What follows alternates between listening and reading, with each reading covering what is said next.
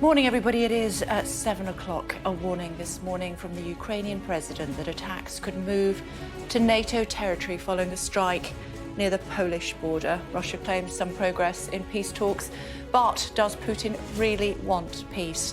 As tens of thousands of Ukrainians continue to flee the country, news too this morning that some children have arrived in the UK for life-saving cancer treatment. The Health Secretary, Sajid Javid, joins us shortly, plus we'll get the view of the former Chief of the Defence Staff General, Lord Richard Dannett. It's Monday, the 14th of March. A matter of time, a warning from the Ukraine president that Russian missiles could hit NATO territory following an attack near the Polish border. I repeat again, if you do not close our sky, it is only a matter of time before Russian missiles fall on your territory, NATO territory, on the homes of citizens of NATO countries.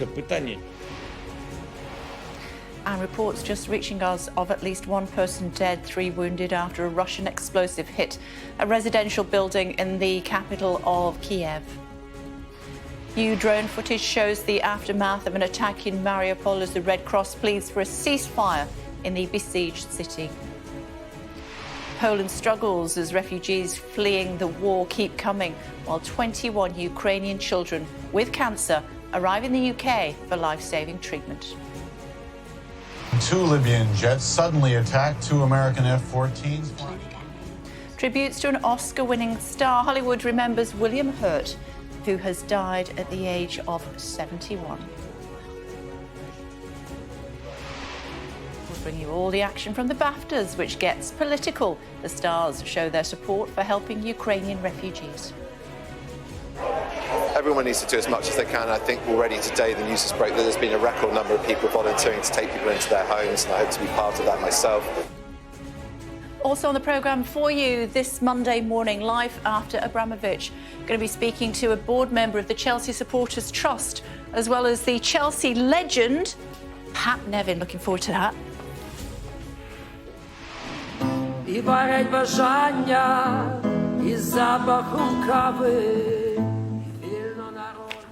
And we'll speak to the lead singer of Ukraine's most popular rock band, using his musical talent to raise morale among soldiers.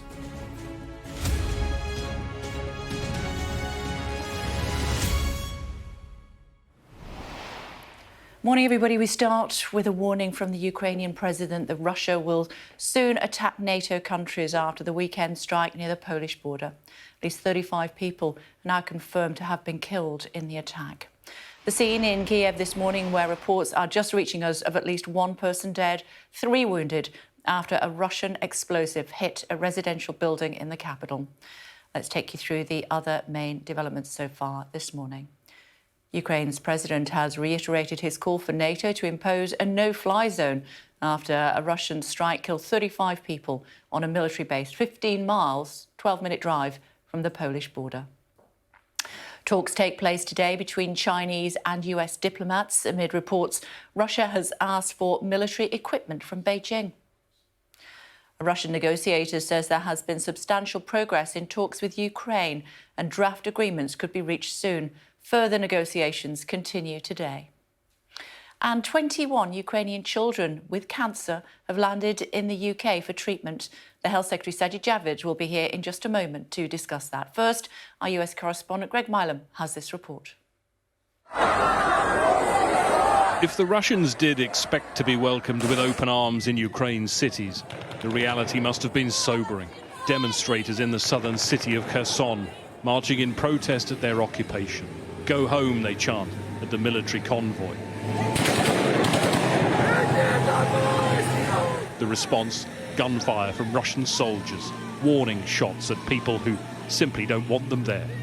It isn't just civilians offering defiance. In the city of Mariupol, under siege for so long since the invasion began, the Ukrainian military released these drone pictures of what they say is an attack on Russian armoured vehicles.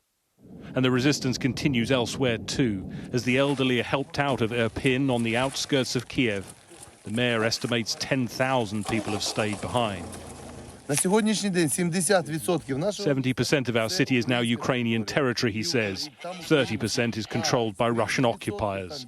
But we're doing everything to liberate 100% of our city. It's to the west that a new front could be of greatest concern, the attack on a training base on the doorstep of Poland and, by extension, NATO.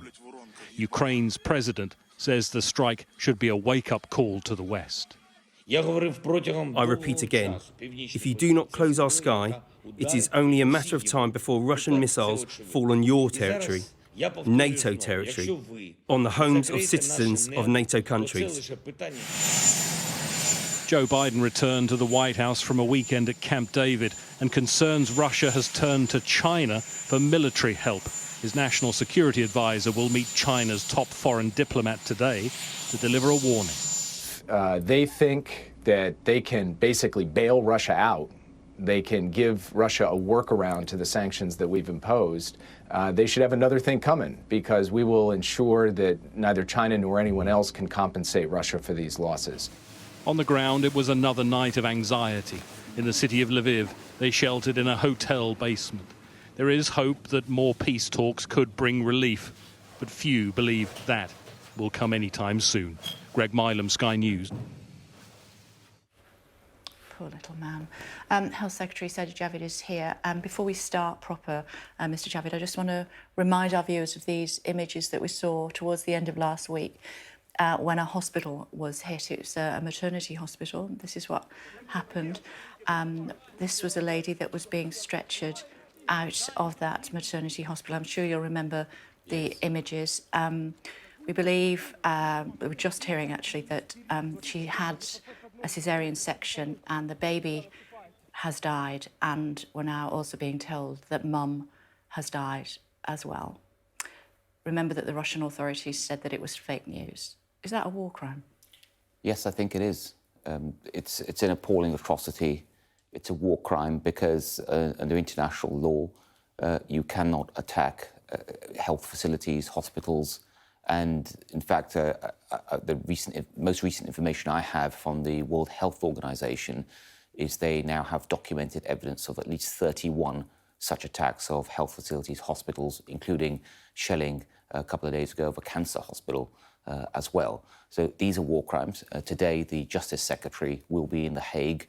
He'll be meeting there with the Chief Prosecutor and others to offer Britain's help in helping to gather the evidence, but also with a future prosecution of President Putin and his team.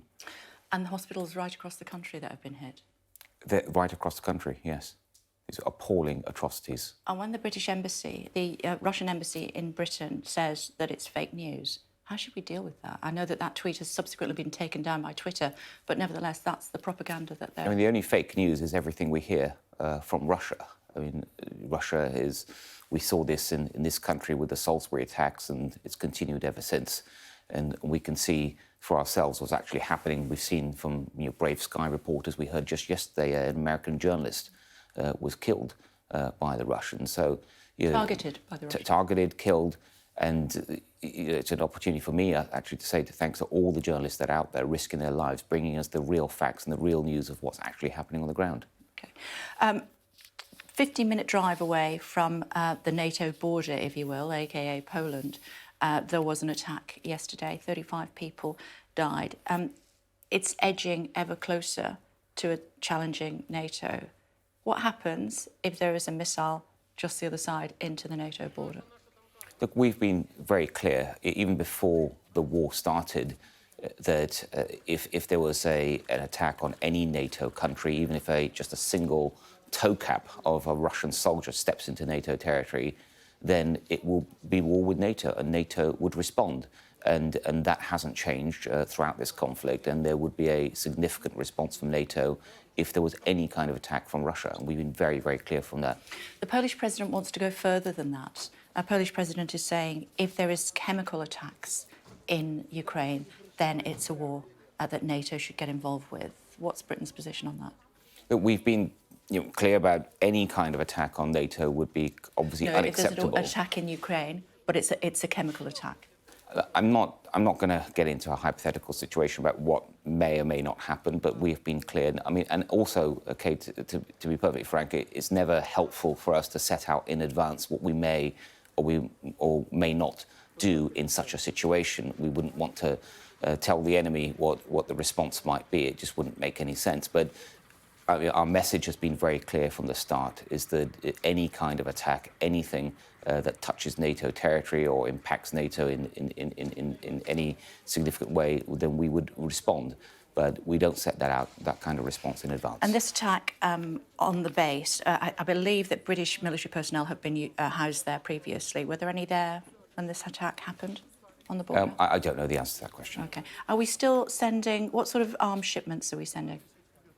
We have, so far we have supplied, I think probably more than any other country, Ukraine with weapons. I think there's something like 3,615 anti-tank weapons, the so-called sort of NLAW anti-tank weapons, and they've helped Ukraine significantly so far. And the Defence Secretary has also said that we are considering sending some other weapons, including the Starstreak weapon, which is a anti-aircraft missile system, and also the Javelin anti-tank missile system. OK. Talk to me about these little ones that have got cancer and have arrived in the UK. What's the plan? Well, yeah, so yesterday we received 21 very ill Ukrainian children with cancer. These are all children, innocent children, of course, that have been forced to leave their home because of the Russian invasion, and they were all receiving treatment in Ukraine. They'll now be cared for by our incredible NHS staff, all here in the UK. And I'm also just very grateful to all our partners that have helped to make this happen, the Polish government in particular, and of course the NHS, to get these children out over the weekend with their families. And they're all in different parts of the UK. There's 6 NHS hospitals that will eventually receive them and give them the treatment that they need. And how long are they allowed to stay? As long as necessary, really. And so in the first instance, just to get them out very quickly, they were all given 6-month visas, but we're going to extend that to at least 3 years. But it'll be up to them. And whilst they're here, it's the children with their mothers, in 1 or 2 cases with carers, some siblings. I think it's 49 people in total. And I just think it's great that we can help in this way. And we said right from the start, we will stand with the people of Ukraine and help in any way that we can. And they can stay for up to 3 years? At least, yeah. And beyond that, it will be up to them to decide what they wish to do. But at least for 3 years, they'll be here, and the children in particular will get all the medical treatment that they need. OK. What about finally we're pulling our finger out and families can come to the UK, but they have to be, families in the UK who want to offer a home have to have the name of a Ukrainian family. How's that going to work? Well, it will work with the charities that we are working closely with. So there are a number of charities, especially on the ground in Poland and in Moldova. And they're already receiving these charities with the help of those respective governments, a number of people. There are people that have already or will certainly continue to express an interest in coming to the UK. And through those charities, through the website that's going live later this week, they will be connected. And that is how a host will be able to say, I will take a family of this size, maybe a mother with 2 or 3 children, and I've got enough space for them, and they will be connected and put together. And so, cap on the number of people that can come? No, there's no cap, and there shouldn't be, because we don't know sadly where this war is going to end. We've seen that there's already millions of refugees. There will be many more, but it's an open offer for any British family to extend its hand and offer shelter and support. Do you acknowledge that it's taken us too long to get to where we are? No, I think it's been a difficult process in responding to this. We were actually one of the first countries to offer humanitarian support, over £400 million of support so far. I think more bilaterally than any other country. We've talked about the weapons and the military support for my part in my department, as well as what we've just talked about helping these children. We've already sent 7 flights of vital medicines, medical equipment, medical supplies. I think I've got another one leaving today. We've done more in terms of medical supplies than any country. So I think collectively we're doing a huge amount as a country to help, and it's right that we do. But you know how big Britons are. You know that they will open their doors to people if they possibly can. And they will with this scheme. There have been a lot of barriers put in their way up until now, and thankfully it's coming into place now. All I'm saying is, do you acknowledge that potentially that should have happened earlier? Look, I think everyone would have wanted to see the help to Ukrainian refugees as much as we can, as quickly as we can. But it's also worth saying, as a country, we do have a very proud record of offering sanctuary to people fleeing conflict and war, with the thousands of Syrians and Afghans that have been resettled, with the support for over 100,000 Hong Kong nationals that have applied under the scheme the Prime Minister set out last year. And then again with Ukraine, we will absolutely play our part and make sure we are giving refuge to those that need it. Quicker, couldn't it? Well, it's happening. It's happening now. We also know that the Prime Minister is heading to Saudi Arabia over the next day or so to talk about oil. It's a big challenge given the sanctions against Russia. Saudi Arabia executed 81 people over the weekend. Are we turning a blind eye to the world's evils in order to get enough oil to keep the lights on? Look, we have a long-standing relationship with Saudi Arabia, and I can certainly tell you in the time that I've been in government under 3 prime ministers, we've always had a very candid and frank relationship with Saudi Arabia, where wherever there are human rights issues, we've raised them with them, and we can do that because we have this relationship. But we also have an economic relationship with Saudi Arabia. We're not dependent directly as a country on their oil, but energy prices and access to energy is a hugely important issue. So I'm pleased that we can have this relationship with Saudi Arabia where we can talk about the human rights issues as well as our longer-term economic relationship. Do we have to hold our nose to do business with a country that chops people's heads off? Well, look, as I said, we've got a candid, frank relationship with them. It's a very important country for us, and I think it is right that the Prime Minister is leading this effort to engage Saudi Arabia even more so in the events that we're seeing unfolding now. Talk to me about Lebedev, if you would please, Lord Lebedev. You tweeted in August 2020 that Lebedev is a first-generation immigrant Britain can be very proud of. Do you still think that? Yes, well, I think we can be proud of people that have settled in the UK and helped build British businesses and given in support for many charities and good causes. I've got no reason to doubt anything that I've said there.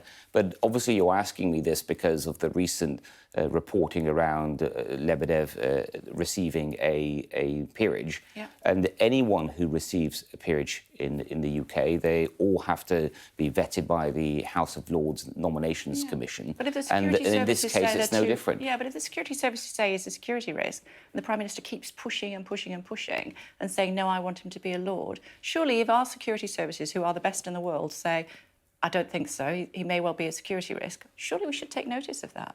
Well, first of all, I agree that our security services are the best in the world. I've had the privilege to work with them for many years. Yeah, you work with them and it is right that for the House of Lords Nomination Commission, if they need to seek information from any other part of the UK authorities, then they should do so. They should then keep his knighthood? No, but then they should take that into account. And the Nominations Commission should take that into account and then complete its vetting process. And that's exactly what's happened here.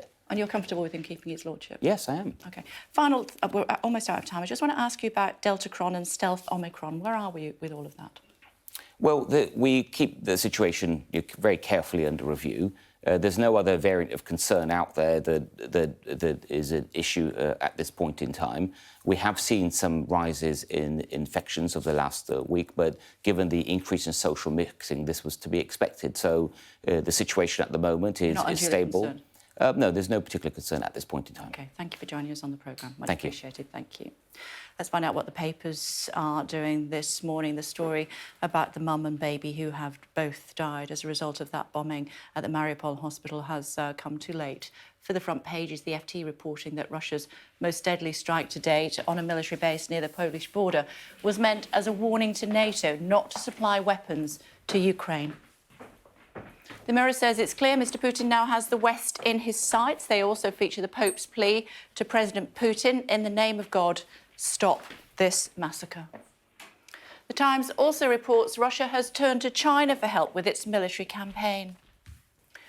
Refugees need you is the headline for the Metro as volunteers are urged to take Ukrainian refugees into their homes. And as Russian forces continue their advance on Ukraine's capital, at least one person has been killed and 3 wounded in shelling in and around Kyiv overnight. Our special correspondent Alex Crawford is in Kyiv for us right now. Hi, Alex. What's happened?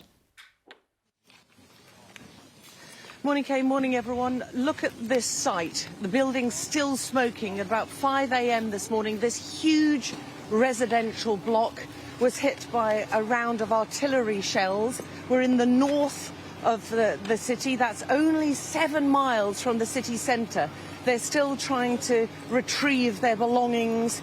We believe all the people have been taken out. We're not sure about the injuries or the deaths, but this is quite clearly a residential, very much a residential area, right in the heart of a whole group of housing, right next to a school.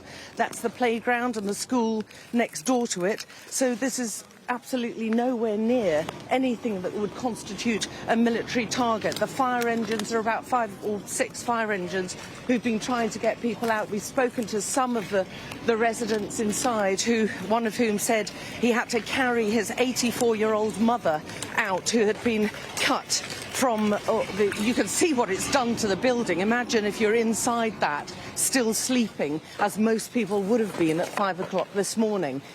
We've seen a number of the residents who once lived inside this block going inside with fire people trying to gather up whatever they can, the few possessions that might still be intact. Looking inside these windows, you can see a glimpse of, ordinary people's lives who were just sleeping there, waking up to another morning. We know that this is the prize for the Russians. We know that the Russian military sees capturing the capital as key to their military plans, because the president has stayed here, the government is here, and we've seen over the past 24, 48 hours that there's someone else coming out there just picking up their belongings and coming out. A lot of these people still very much in shock, but still showing the resilience that we've seen throughout this, Kay. There you go, someone else coming out. And these scenes have been unfolding for the past few hours, and I mean, pretty heart-wrenching. They're just grabbing whatever they can. In some cases, food. In some cases, bits of belongings. Sometimes just clothes, being helped by soldiers and civil defence and fire people. I was going on to say that we know that in Mariupol we saw the capturing of the mayor, which President Zelensky sees as excuse me, ma'am, do you speak English? No, a lot of these people are still very much in shock and not wanting to talk. We've seen a number of them coming out crying. But the man that we spoke to, who was happy to talk to us, was extremely defiant and saying that, again, urging the international community, particularly the West, to help them more with weapons, to help them with closing the skies, which they see is key to turning this whole war. And Alex, I'm sure you're aware, a story that has developed within the last 20 minutes or so about the image that we showed to our viewers. Many of them will remember from the Mariupol maternity hospital, this lady being carried out on a stretcher after that bombing of the hospital. We hear that the baby, I can't believe this story, the baby has died during the caesarean section, and mum has now also died as well. The Russians saying it's fake news. That is absolutely tragic news. We know that, very sadly, the Russian military appears to be targeting places like hospitals and schools. The hospital, if you remember, that we reported from a couple of days ago, right in the northeast of Kyiv, spoke to the doctor overnight there. You saw a number of soldiers coming in there who had been hit.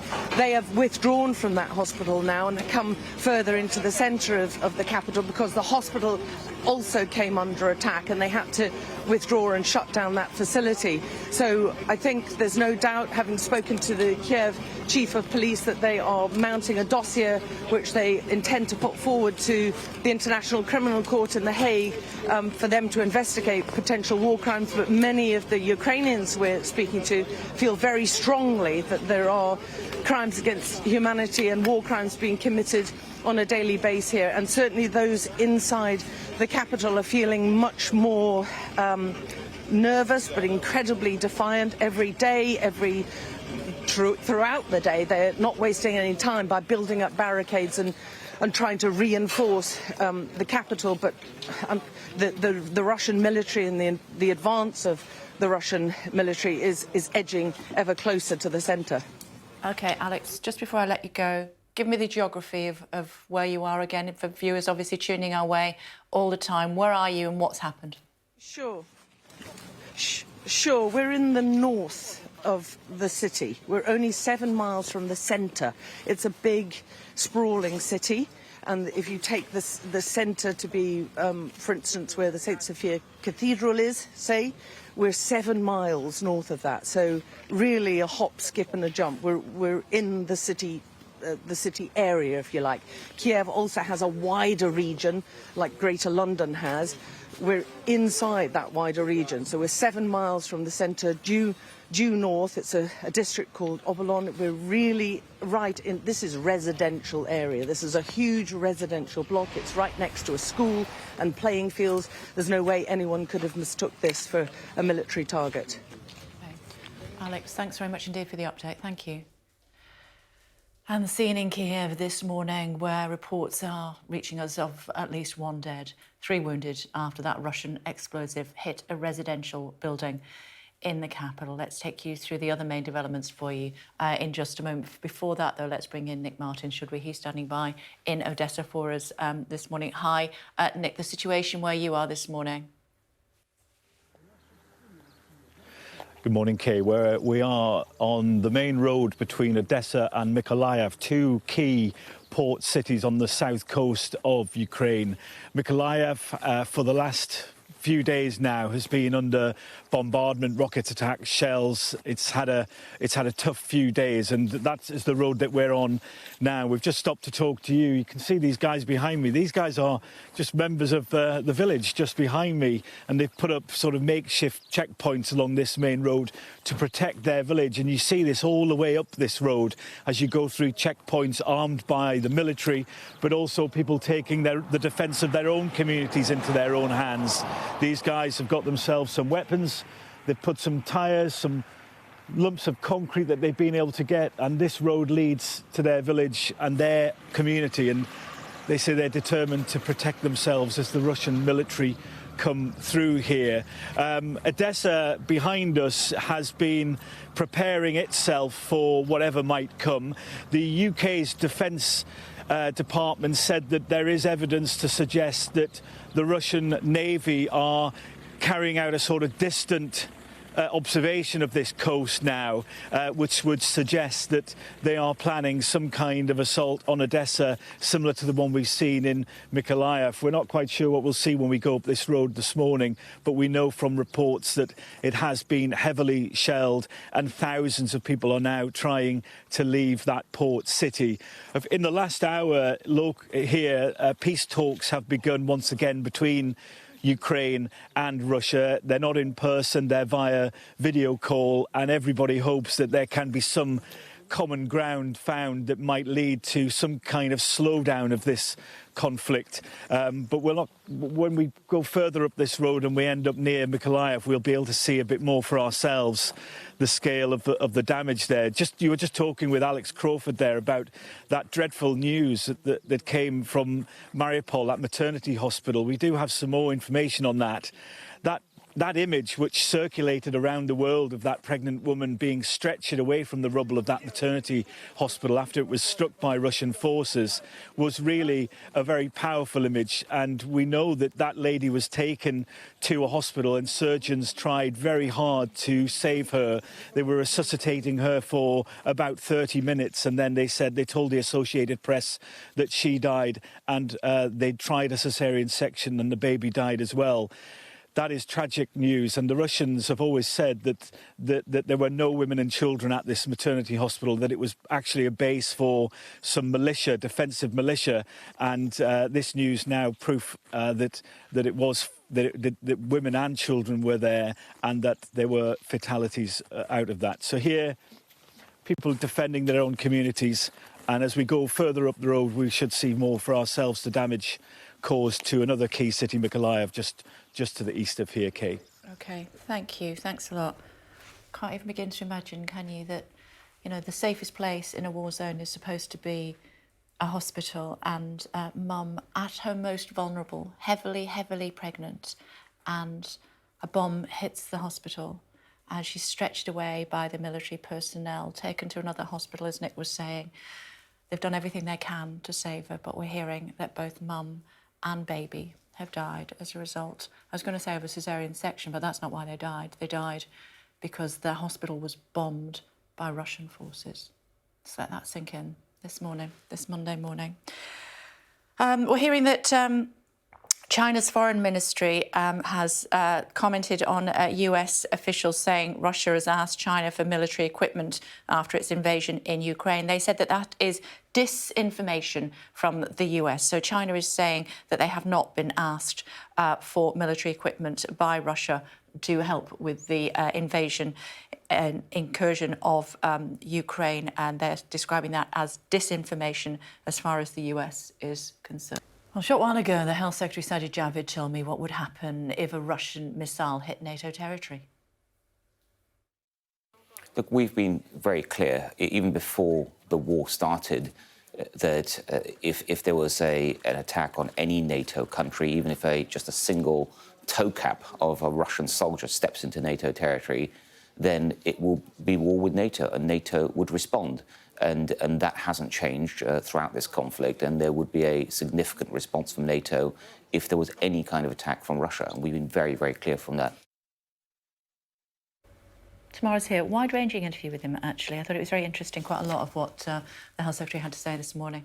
Yes, absolutely. But I think the key message was when we see that the war in Ukraine is now on NATO's doorstep, the Russians bombing 15 miles from the Polish border. People in that region of Ukraine were not expecting that. Some of them had even taken in refugees from other parts of Ukraine, which is a massive country. They'd come a very long way to be in the relative safety of the west of Ukraine. When that happens, then there are stark questions for the UK government and the rest of the West. We know that if a NATO country, and that is most of the countries bordering Ukraine, Poland, Slovakia, Hungary, not Moldova, that's not a member of NATO, but if any member of NATO is a victim of an armed attack, all other members of NATO come in and defend them under Article 5. So if, as Sajid Javid puts it, one Russian toe cap goes over the border, even accidentally, then that means Russia is at war with the NATO alliance. And there are serious considerations for what that means, whether it's troops, whether it's a full-scale, war with countries in Europe and the West. Now, he didn't go into exactly what that response would be, but that is the level we are at now. Yeah, he also said, of course, I'm not going to discuss with you here on television what our response might be, but he did talk about war crimes. We told him about the lady that sadly has died with her unborn child, and he said that attack, along with attacks on 31 other hospitals, are war crimes. Yes, revealed that 30 other hospitals had been attacked by the Russians, and that the Justice Secretary has been giving evidence to The Hague, where they're looking into Russian war crimes. That awful news coming from the Associated Press, the only journalists who are currently in the besieged city of Mariupol, where we read over the weekend that over 2,000 people, including many children, have died in that city alone. But that image of the woman on the stretcher, going to hospital to give birth to her baby, just went so far around the world, and just really, really tragic news. Yeah, and just also as far as children coming with cancer coming into the UK, a flight came in yesterday. They're here with their families, And interesting that the Health Secretary is saying they could stay as long as they want. Yes, glimmer of good news for some of those children with cancer who had to have their treatment halted by the war. 20 of them arrived in the UK last night. We read a bit over the weekend about their journey from Poland. They'd spent hours and days travelling to get here. They will now be treated, he suggested, in 6 NHS hospital trusts. We don't know the full details of it yet.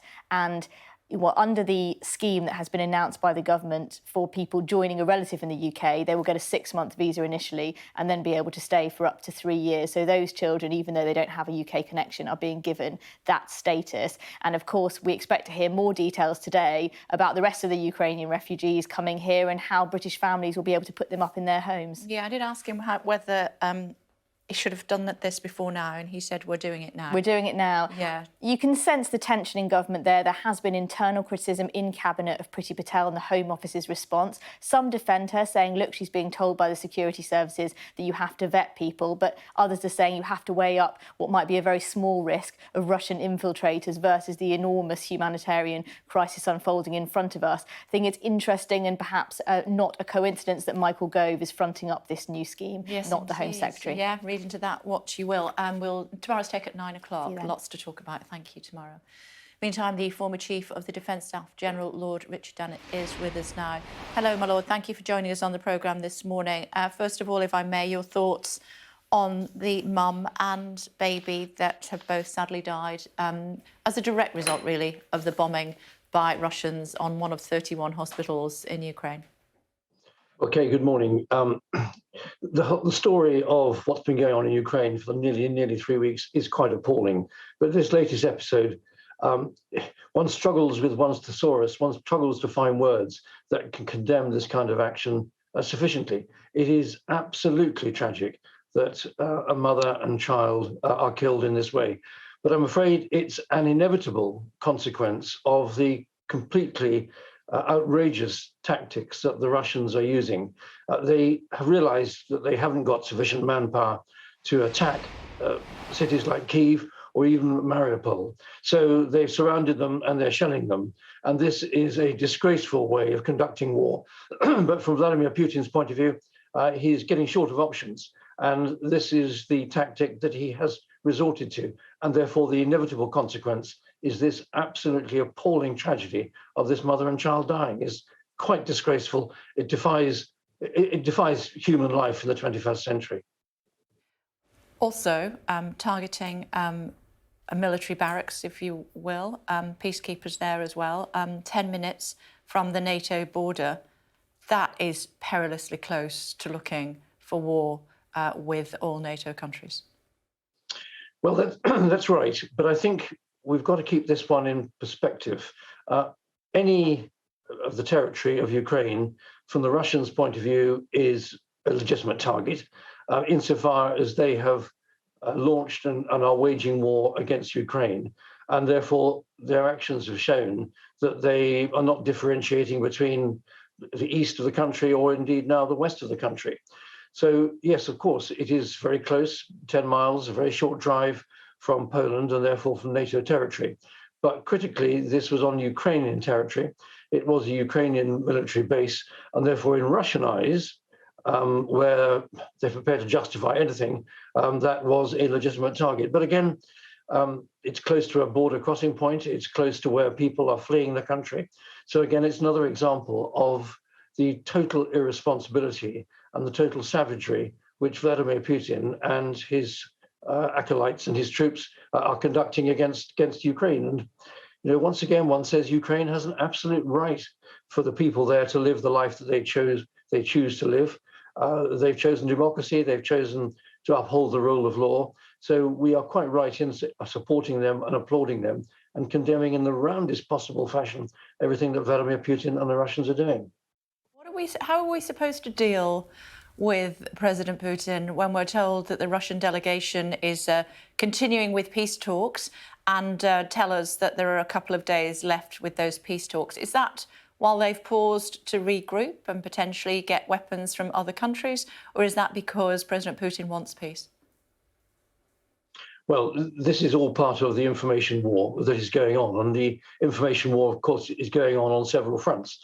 one within Ukraine itself, backing up the rocket attacks, the missiles, the artillery strikes to wear down the population in Ukraine. On another front, it's disinformation to the people back at home in Russia to try and tell them through the fake news that's coming out from the Kremlin that the war is legitimate, it's fair, it's reasonable, and that this is all about Russia and the Russian way of life. And then, of course, the third audience is all of us in the West and the rest of the world. And well, we are doing our best, or the media are doing their best to report this whole war as objectively and as factually and as clearly as possible. But it is very difficult to distinguish truth from untruth, truth from fake news. But it's really important that word does get out properly around the world just about the appalling nature of what the Russians are doing, the appalling leadership that Putin is showing, and the barbaric way that their military tactics have now morphed away from direct contact because frankly they haven't got enough troops, to indiscriminate shelling to wear down the Ukrainian population in the hope that eventually President Zelensky will have to say, well, we can't put up with this anymore. We'll have to come to the table and start talking. It's a barbaric way of conducting warfare. Murdering journalists, deliberately targeting journalists who are trying to do their jobs in Ukraine to bring news to the rest of the world is just utterly barbaric. To that end, we are, as you know, our Stuart Ramsey was also shot in similar circumstances with the rest of his team targeted in a vehicle. We are hoping that we will be able to speak to Stuart later on in the week once he has fully recovered from his injuries. Meantime, children and mums are coming out of the country, finally. We know that there was a flight with children suffering from cancer who've been brought to the UK in the last 24 hours. They've been told they can stay. The Health Secretary telling us just now they can stay as long as they want to. Last time we spoke, my Lord, you were very critical of the government. You didn't think that they were doing enough to help refugees. What do you think now? Well, it's taken time, but the government has now woken up to the fact that the UK has major responsibilities, as all civilized Western countries have, to play our part in making it possible for refugees to come to this country. And I think Michael Gove's scheme of inviting private citizens to sign up to take a Ukrainian family to their home with some remuneration to defray the cost of that, I think is a sensible one. I think the other issue, which I find puzzling still, is the whole issue of, well, people have got to be vetted. We're not dealing with people coming out of Syria or Iraq, where there are concerns about terrorism and Islamist terrorism and whatever. These are European people whose country is under threat, Ukrainians. And I think, frankly, we need to be prepared to take a risk and let people come in. And if necessary, vet them once they've got here. The really important thing here is that we are open-armed, we're warm-hearted, and that this country plays its part to the maximum degree possible. And Kay, you'll remember last week, you and I were talking about the 100,000 children that are in orphanages in Ukraine. Well, it's encouraging the support that British people have shown to charities like Hope and Homes for Children and also Street Child.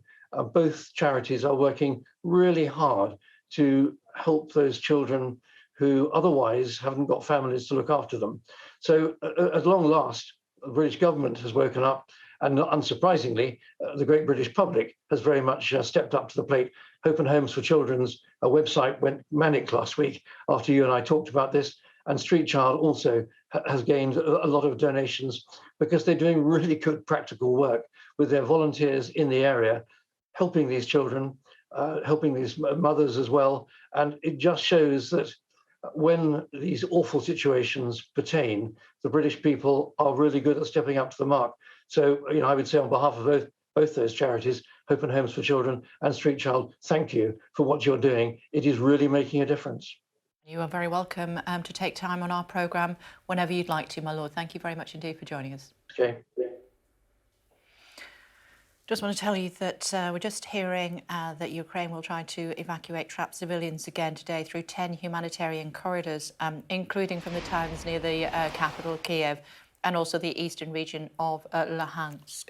Hearing from the Deputy Prime Minister, he's saying we will once again try to unblock the movement of the humanitarian convoy carrying food and medicine to the port city of Mariupol from Berdyansk in southeastern Ukraine. That, of course, I should say it is a female, isn't it? The Deputy Prime Minister of the Ukrainian capital. So we will get more information on that and update you further as soon as we can. But away from Ukraine, the war, in fact, we'll return to that in just a moment with the very latest information. But before that, the latest COVID data shows a new highly contagious strain dubbed stealth Omicron, now dominant in England. That's as infections rise again. With us now is Professor Paul Moss from the University of Birmingham's Institute of Immunology and Immunotherapy. Hello to you, Professor. Thanks for joining us. I did raise this with the Health Secretary a few moments ago. He said he wasn't unduly concerned. I think that's a fair assessment. As you say, this BA2 variant is perhaps 40% more infectious. It's over 50% of cases now in this country, and it's becoming dominant around the world. But there doesn't seem to be any change in the epidemiology with this virus. It seems that infection with Omicron gives you some protection against this strain. So I think that's a reasonable assumption, saying no great concern at the moment. But why then are hospital admissions rising, I think 15% in a week?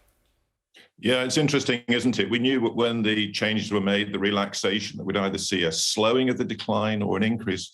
And you're right, we've seen an increase, 50% increase in cases in the last week. Some increase in hospitalizations, as you say, although some of those could be incidental. I think the death rates are remaining moderately stable, actually, so that's encouraging. So I think, we've got the boosters coming through for the older people in April. I think at the moment things are steady as we go, so no change at this stage. I think that's reasonable.